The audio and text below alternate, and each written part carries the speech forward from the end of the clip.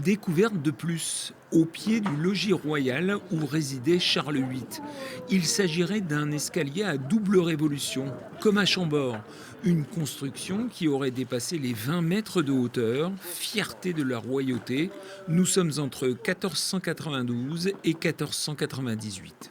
Il s'agissait du bel escalier du château d'Amboise, qui avait été construit sans doute dans un second temps, dans un moment d'évolution du projet de construction, et donc détaché des façades, ce qui est quand même assez rare, puisqu'il était à environ 2 mètres des façades des deux ailes.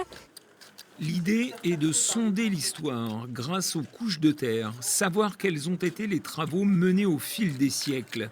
Et c'est le service archéologie du département, avec l'université de Tours, qui sont à l'œuvre. L'idée ici, c'est donc de découvrir deux choses, les traces de ce fameux escalier percé construit à la fin du XVe siècle, mais aussi de faire un sondage profond pour essayer de découvrir toutes les couches stratigraphiques qui ont été amoncelées à cet endroit dans ce château, peut-être dès les origines, donc peut-être dès le néolithique, mais aussi toute l'époque médiévale. Amboise reste un lieu mystérieux entre Charles VIII, François Ier, Léonard de Vinci. La fascination demeure.